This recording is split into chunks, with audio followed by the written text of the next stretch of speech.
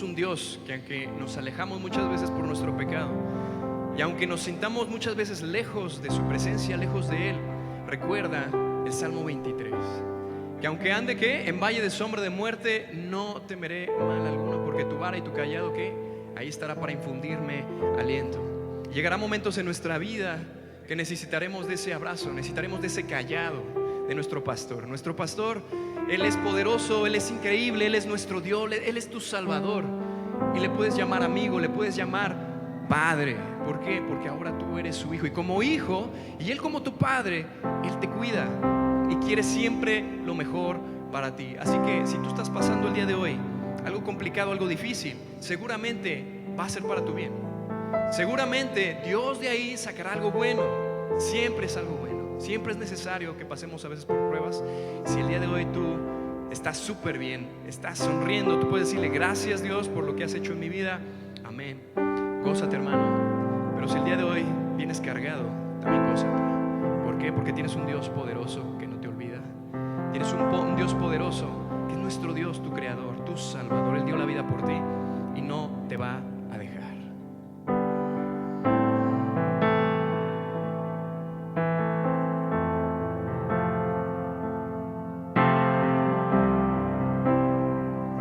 Cántalo conmigo si te lo sabes fuerte.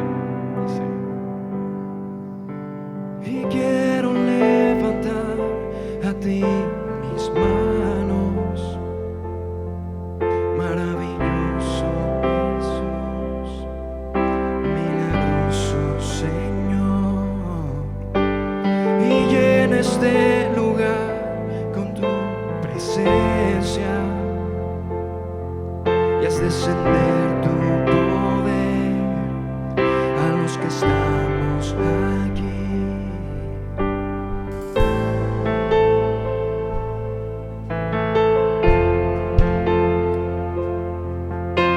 Déjale tus cargas a nuestro Dios, déjale tu vida, tu corazón a nuestro Dios. Cántalo fuerte, levanta tus manos. Quiero levantar a ti mis manos, maravilloso Jesús, milagroso Señor, y en este lugar con tu presencia descender tu poder a los que estamos aquí. Qué bueno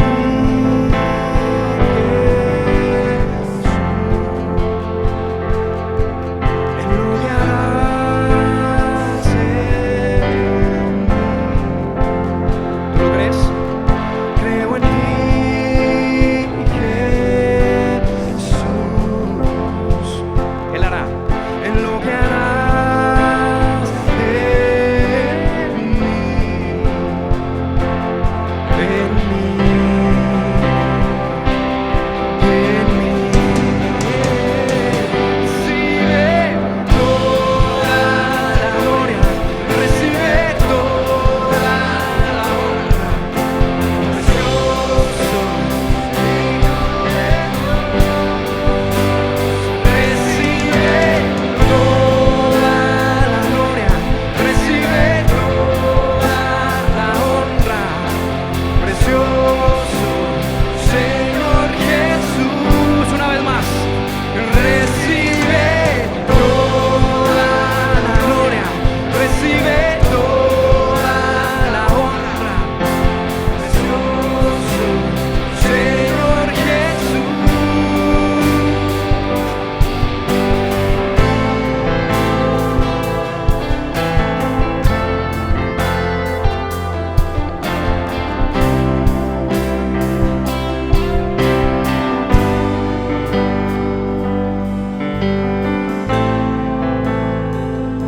Ahí desde tu lugar comienza a adorar a nuestro Dios, comienza a alabar a nuestro Dios, grita las maravillas que ha hecho Dios en tu vida y dale gracias, porque solamente Dios es bueno, Dios es bueno con nosotros. Te alabamos, Padre, te adoramos, Señor, porque tú eres nuestro Dios, eres nuestro Rey, tú eres santo, tú eres santo, tú eres santo, nuestro Dios, eres nuestro Salvador, eres nuestro Salvador, nuestro Dios. Tú volverás, Padre, con gloria, con poder. Nos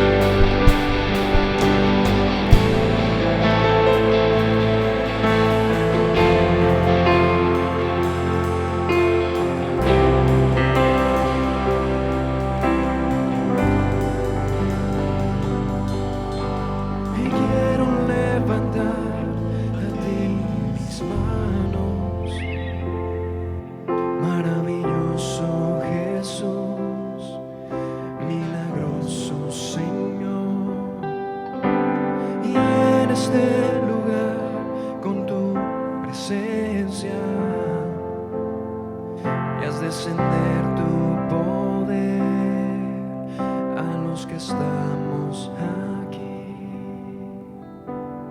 Gracias, Padre, porque tú eres bueno, Señor. Gracias porque tu presencia, Señor, nos acompaña en todas partes donde vamos. Así sea un valle de sombra o de muerte, Señor, así sea un valle lleno de alegrías, tú estás con nosotros, Dios, porque tú eres fiel. Y te alabamos, Señor, y te adoramos, porque tú eres fiel, Señor, porque tú eres bueno, Señor. Y si en este momento, Señor, tenemos cargas, es porque tú eres bueno, Señor, y tú nos ayudarás. En este momento, Señor, queremos depositar nuestra carga en tus manos. Es tuya, Señor, llévala. Lleva nuestra carga, Señor, de nuestra familia. Llévala nuestra carga, Señor, de nuestra esposa, de nuestro esposo, de nuestros hijos, de nuestra enfermedad. Bendito seas tú por siempre, Señor. Gracias. Háblanos, Padre. Háblanos el día de hoy, Señor. Te pido que bendigas a Ismael, Señor, que tiene la palabra el día de hoy. Úsalo con poder. En el nombre de Jesús. Padre nuestro que estás en los cielos, gracias te damos por este día, Señor, que podamos venir a alabar tu nombre, a escuchar tu palabra.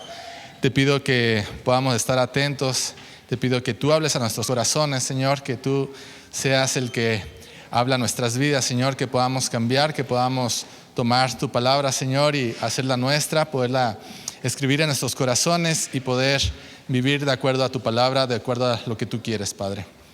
Todo esto te lo pido en nombre de Cristo Jesús. Amén. Vamos a abrir nuestra Biblia, hermanos, en Lucas capítulo 19. Lucas capítulo 19, los primeros 10 versículos. Y si me acompañan a leerlo, la palabra de Dios dice: habiendo entrado Jesús en Jericó, iba pasando por la ciudad. Y sucedió que un varón llamado Zaqueo, que era jefe de los publicanos y rico, procuraba ver quién era Jesús, pero no podía a causa de la multitud, pues era pequeño de estatura. Y corriendo delante, subió a un árbol sicomoro para verle, porque había de pasar por allí. Cuando Jesús llegó a aquel lugar, mirando hacia arriba, le vio y le dijo: Zaqueo, date prisa, desciende, porque hoy es necesario que pose yo en tu casa. Entonces él descendió a prisa y le recibió gozoso. Al ver esto, todos murmuraban, diciendo que había entrado a posar con un hombre pecador. Entonces Zaqueo, puesto en pie, le dijo al Señor: He aquí, Señor, la mitad de mis bienes doy a los pobres, y si en algo he defraudado a alguno, se lo devuelvo cuadruplicado. Jesús le dijo: Hoy ha venido la salvación a esta casa, por cuanto él también es hijo de Abraham, porque el Hijo del Hombre vino a buscar y a salvar lo que se había perdido. La historia de Zaqueo es una historia ya conocida por muchos. Yo recuerdo que cuando mis papás me llevaban a la iglesia, había un departamento que se llamaba Rayitos de Sol, y ahí nos contaban todas este tipo de historias de la Biblia. Y bueno, vamos a desmenuzar un poquito toda la historia. Vamos a ver de dónde viene Jesús para entender un poquito mejor estas cosas que tal vez desde niños no nos contaron. Pareciera que Jesús se desvía del camino, ya está culminando lo que es su ministerio. Jesús ya va directamente a la muerte. Él estaba en Samaria y se dirigía a Jerusalén, pero antes de llegar a Jerusalén hay una línea recta, pero a un lado está Jericó. Entonces pareciera que se desvía para salvar mínimo a 2 personas que tenemos registro en la Biblia. Uno de ellos fue un ciego, que de hecho está el pasaje antes de lo que acabamos de leer.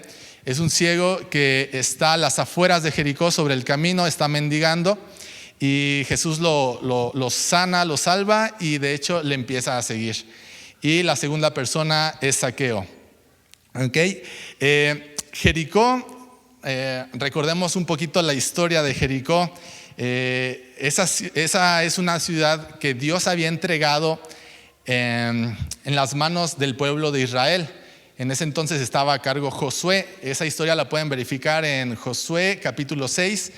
Y ahí viene cómo es destruida y todos mueren, excepto la familia de Rahab. Recordemos que Rahab fue salva porque ella escondió a unos espías del pueblo de Israel. Entonces, por eso es que ella con su familia fue salva.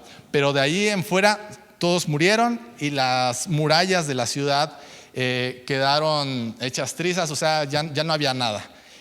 Y al final de la historia se nos dice que Josué lanzó una maldición a quien reedificara Jericó.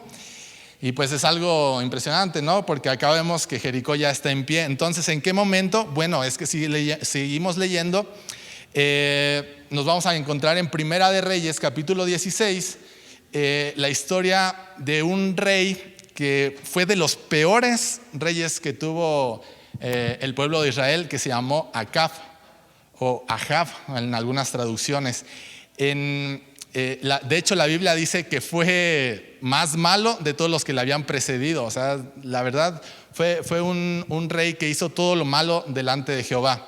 Y en su reinado hubo una persona llamada Hiel que reedificó Jericó. Y se cumplió la maldición. La maldición era que su primogénito iba a morir y también su hijo menor. Los dos murieron y es a partir de ahí que empieza otra vez Jericó. Luego también conocemos la historia de Babilonia que viene, destruye todo. En Jericó, los de Jericó ayudan a reedificar las murallas de Jerusalén también después, si nos vamos a Nehemías, y ya vuelve a aparecer hasta los tiempos de Jesús. En los tiempos de Jesús, Jericó era una ciudad turística, según la historia, era una ciudad donde inclusive vivían muchos publicanos. Los publicanos eran personas que se encargaban a recaudar impuestos y pues eran personas pues que no les agradaba a los judíos porque eran considerados traidores, pero aparte de traidores pues robaban y eran muy severos a la hora de cobrar, porque inclusive a las viudas, según también la historia, se ve que a las viudas les quitaban sus posesiones, les quitaban sus casas para poder pagar esos impuestos. También a las personas mayores hacían que hipotecaran su casa o todas sus posesiones para poder pagar esos impuestos. Y estos impuestos, obviamente había parte que ellos se dejaban y la otra parte se la daban a los romanos, porque en ese entonces estaban gobernados por los romanos. Entonces, este Jericó es donde está pasando Jesús en este momento.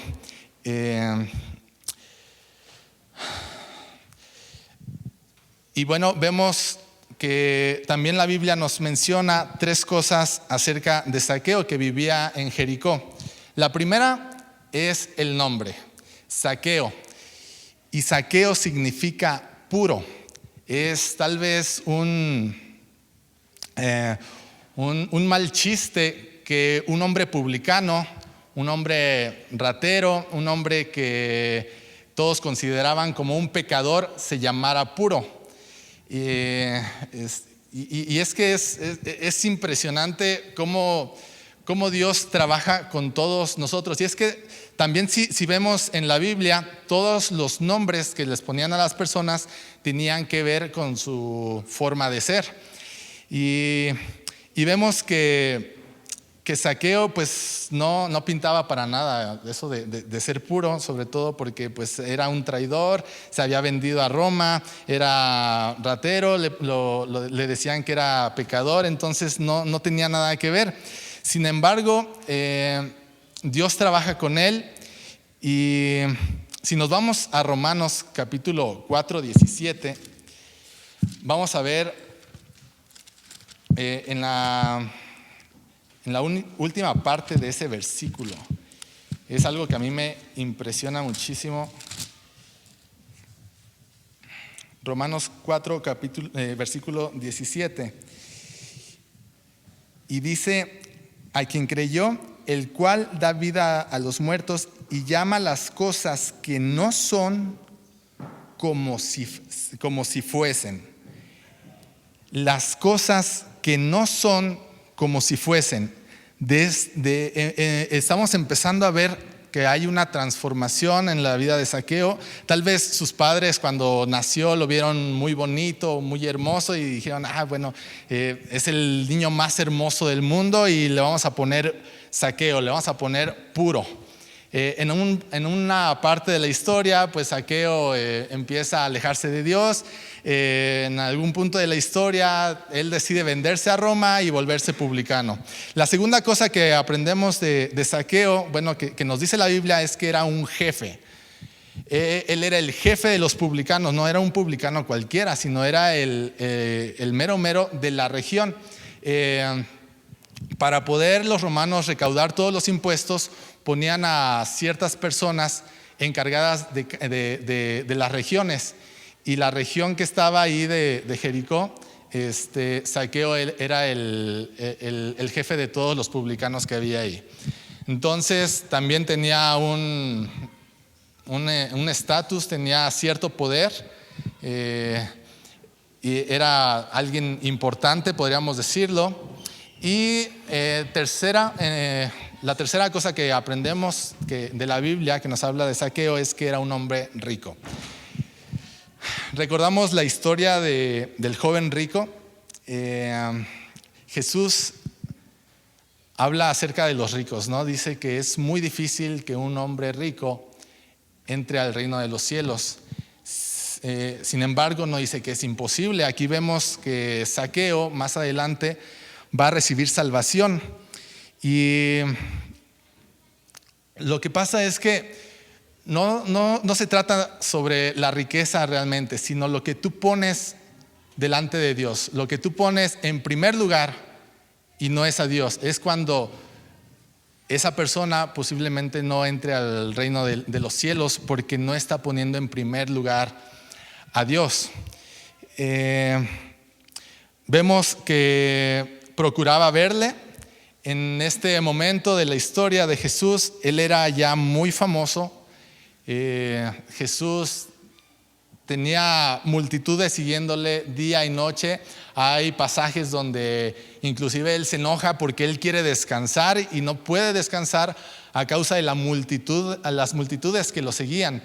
Entonces recordemos que ya estaba al final de su ministerio y él era muy famoso. De hecho, incluso dice que Zaqueo no podía verla a causa de la multitud.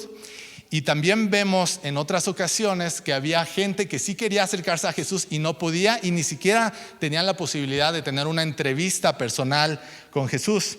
En Juan 12:21 podemos verificar ese tipo de relatos donde había gente que quería acercarse a Jesús. Se acercan a los discípulos, hablan entre ellos, se lo dicen a Jesús, pero no consiguen una entrevista personal con él. Y Zaqueo tiene la posibilidad de tener una entrevista personal con Jesús. Es algo asombroso, algo que yo creo que todos aquí hemos pasado. Hablar con él, platicar con él, experimentar una vida con él.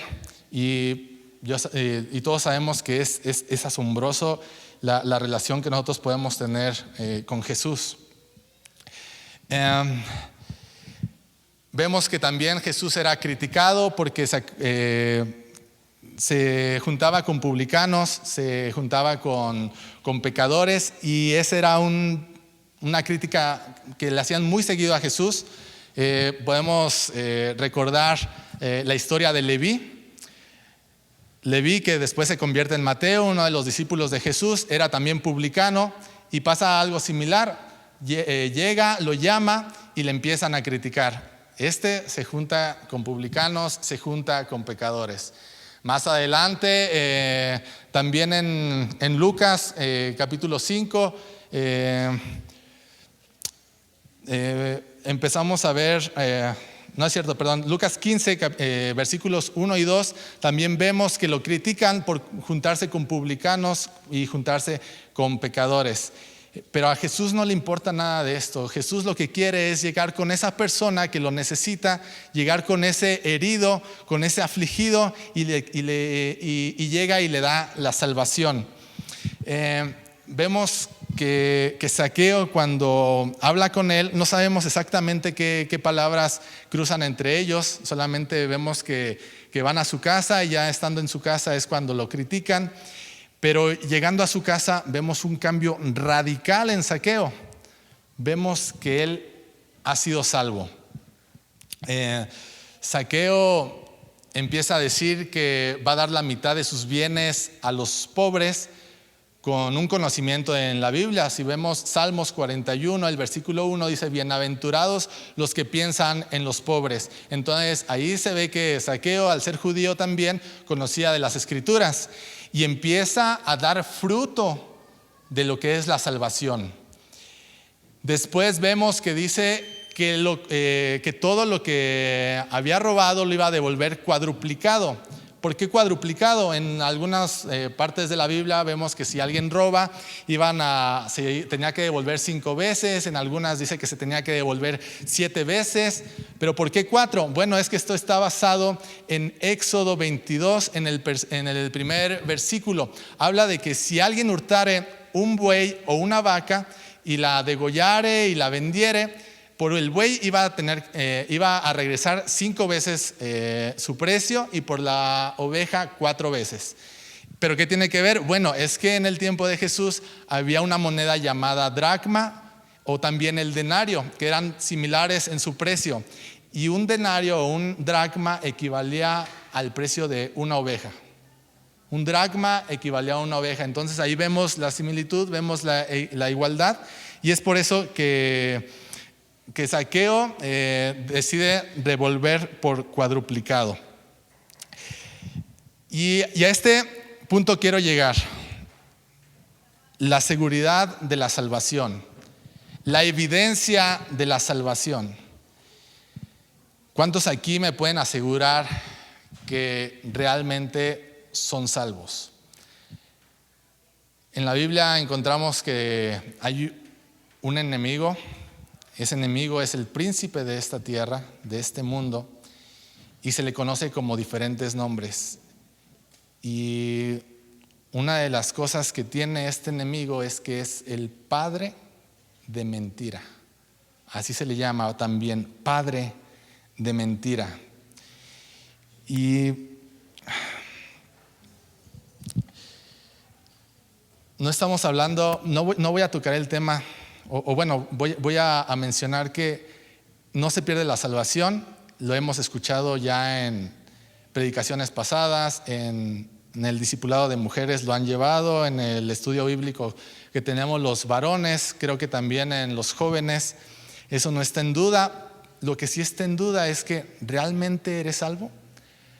Hace algunos años hubo un estudio, no sé en qué se basó ese estudio, no sé qué tan verídico sea o fidedigno, pero el estudio dice que solamente el 20% de los congregantes en una iglesia es salva.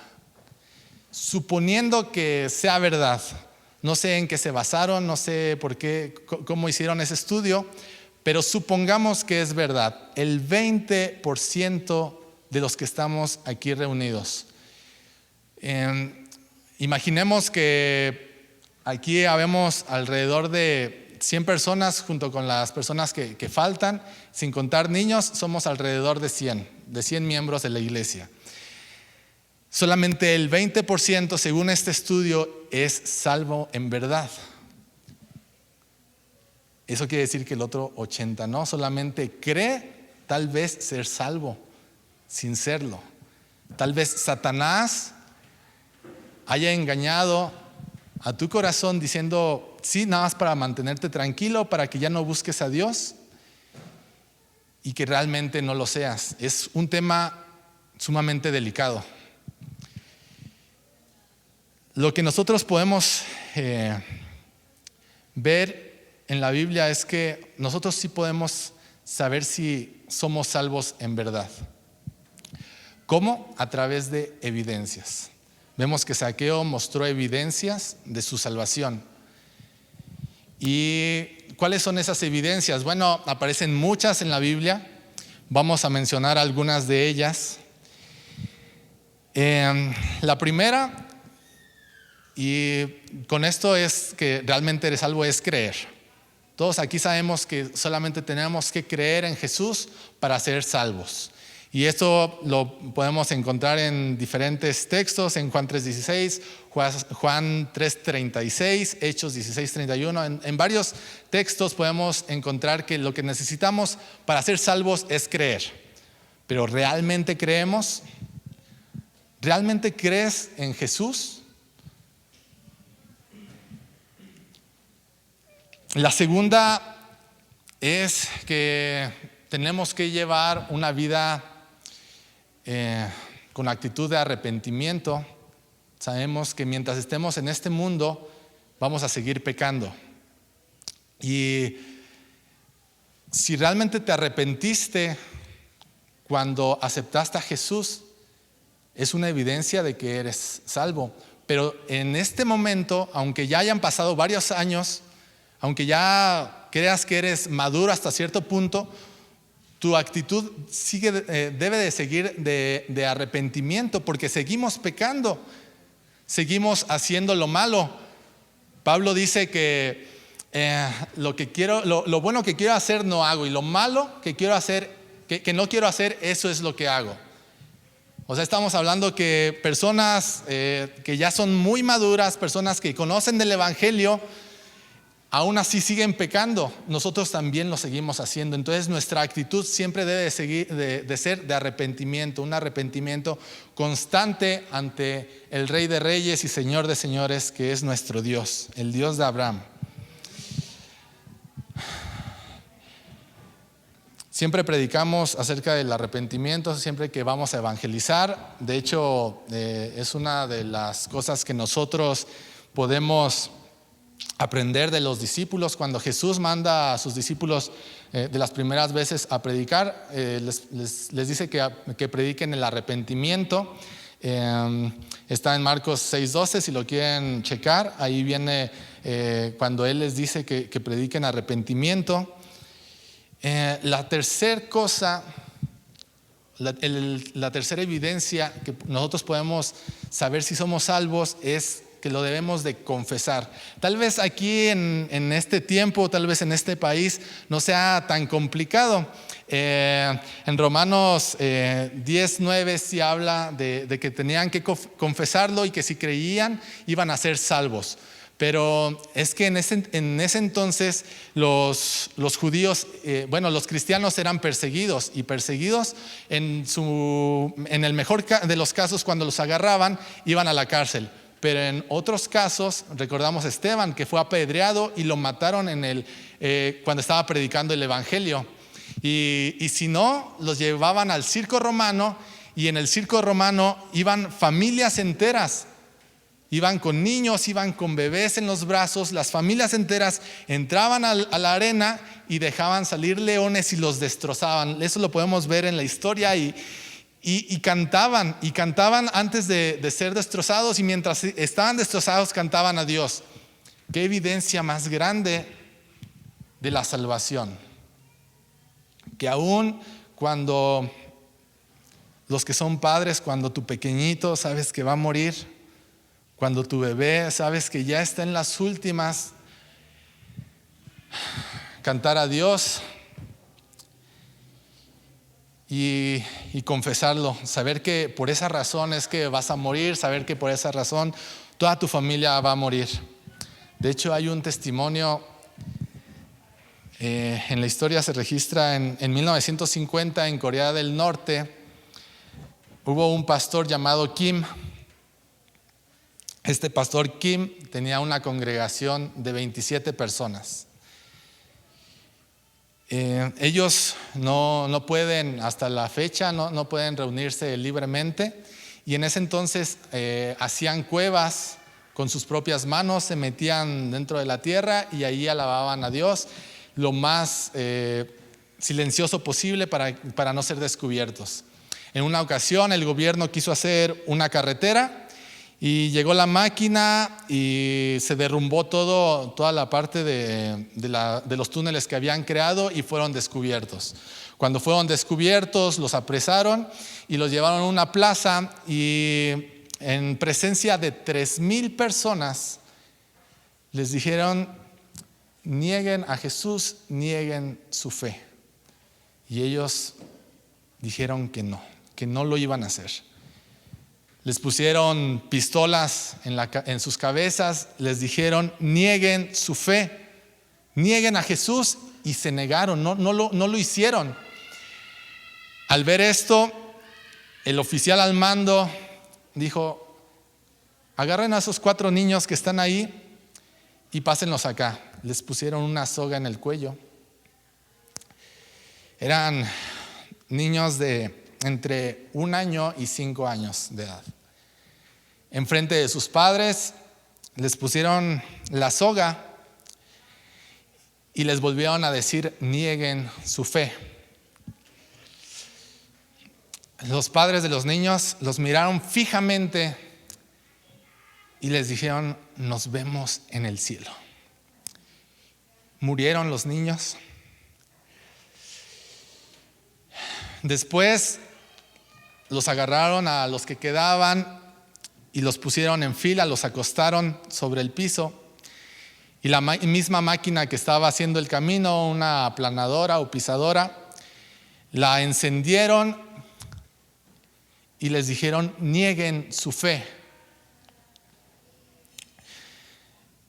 No lo hicieron, y entonces empezó a caminar la máquina y los empezó a aplastar de uno en uno, pero mientras los aplastaban empezaron a cantar. Una de las frases que decían es: más amor por ti, oh Cristo, más amor por ti. ¿Qué evidencias tienes de tu fe?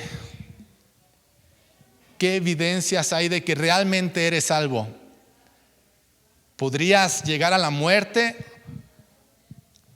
¿Podrías ver a tu hijo, a tu familia morir por el evangelio?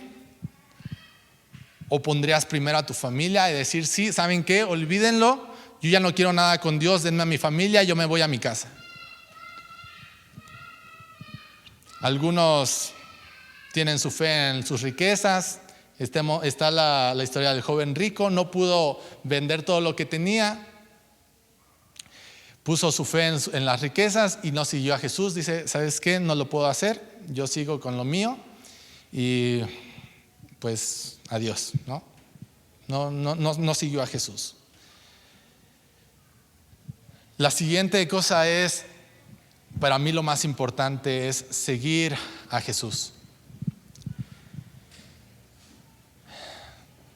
En esta misma historia del joven rico, la condición no es vender todo y dárselo a los pobres. La condición no es quedarse en la pobreza. Vemos muchas personas en la Biblia que eran ricas. El primer libro que se escribió, el libro más antiguo, que es Job, menciona que era un hombre rico y de hecho él, por lo que vemos, él confiaba en el Señor. Entonces no se trata de llegar a ser pobre. Lo que se trata es de poner a Dios en primer lugar y de seguirlo. ¿Realmente lo sigues? ¿Realmente estás viviendo una vida conforme a lo que menciona la Biblia? ¿En serio tomas a la Biblia como un manual de vida? Porque si hasta aquí ves que solamente creíste o solamente en alguna ocasión repetiste una oración que dijo algún pastor, algún predicador, pero realmente no creíste de corazón, posiblemente no eres salvo. Recordemos este estudio como si fuera verdad, solamente el 20%. ¿Estás dentro de ese 20%?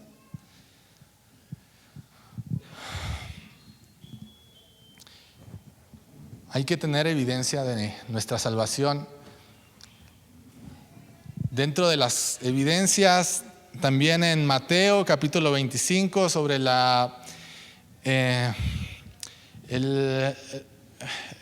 juicio de las naciones, habla Dios y el rey, y está diciendo, y separa a algunas personas a su derecha y a su izquierda.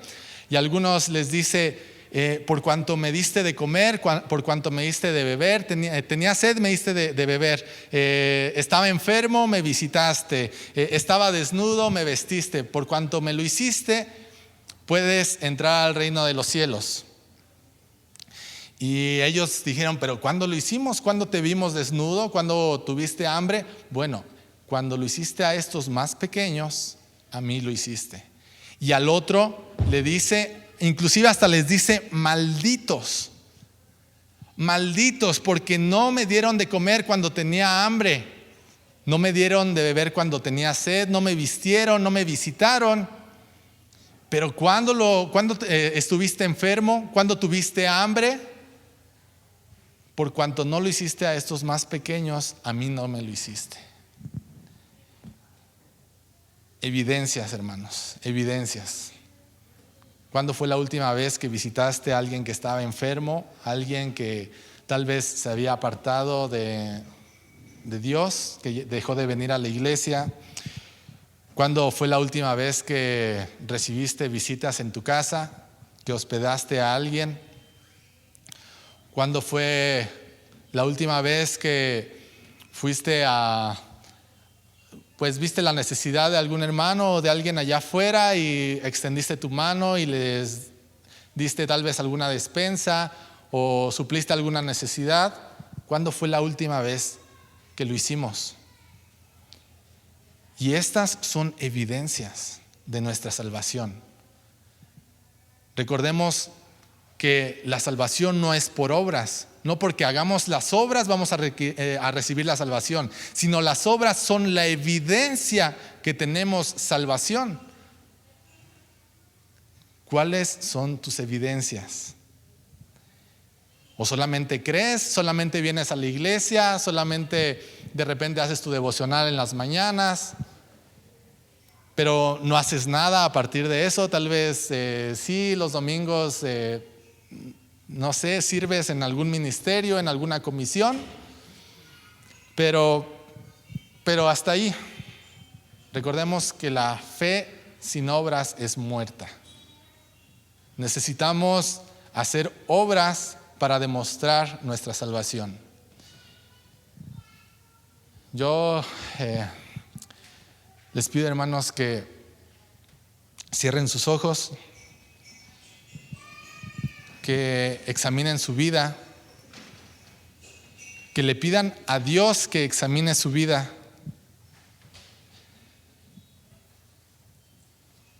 que ustedes puedan decir y tener la seguridad, la certeza de que son salvos, que no haya la menor duda. Que Satanás no te haga creer que lo eres simplemente para alejarte de la verdad.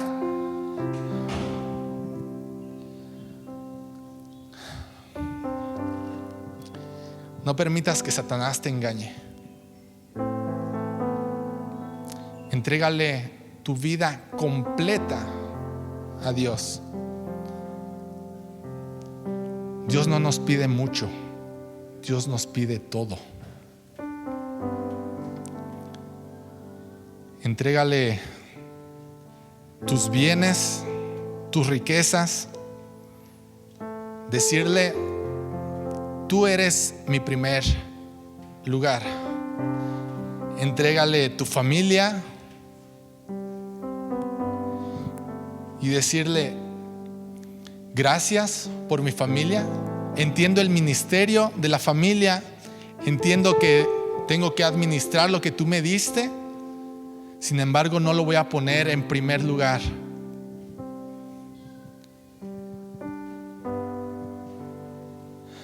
Ocupa mi primer lugar, Señor. Ocupa el lugar que tú te mereces. Te doy el trono de mi corazón, el trono de mi vida. Solo tú eres santo, solo tú eres bueno, Señor. Te pido que si en aquella ocasión por pura emoción creí que era salvo porque tal vez alguien predicó muy bonito o fue muy elocuente, pero después todo volvió a ser igual. Te pido que ahora sea una realidad en mi vida. Te pido que, Señor, que cada uno de los que estamos aquí podamos testificar, podamos dar evidencia de nuestra salvación. Te pido que no haya ni una sola duda de que somos salvos. Que tú tomes el control de nuestra vida y que podamos, a través de nuestros hechos, nuestras acciones, nuestras obras, podamos dar testimonio de ti, Señor, y que también a través de nuestra vida más personas se acerquen a ti. No porque nosotros seamos luz, sino porque en nosotros se refleja tu luz. Que podamos salpicar bendición a aquellas personas que nos rodean, a nuestra familia, a nuestras amistades, nuestros vecinos, compañeros de trabajo, en la escuela, en cualquier lugar donde nosotros vayamos, que podamos reflejar tu amor, que podamos predicar de tu perdón y que aquellas personas que aún no te conocen puedan hacerlo, Señor, y puedan entregar su vida a ti. Gracias por todo lo que tú nos das, Señor. Gracias porque tú eres bueno, porque nos has amado, porque nos has elegido y porque podamos estar aquí libremente en este país alabándote y sirviéndote, Señor. Gracias. En nombre de Jesús. Amén.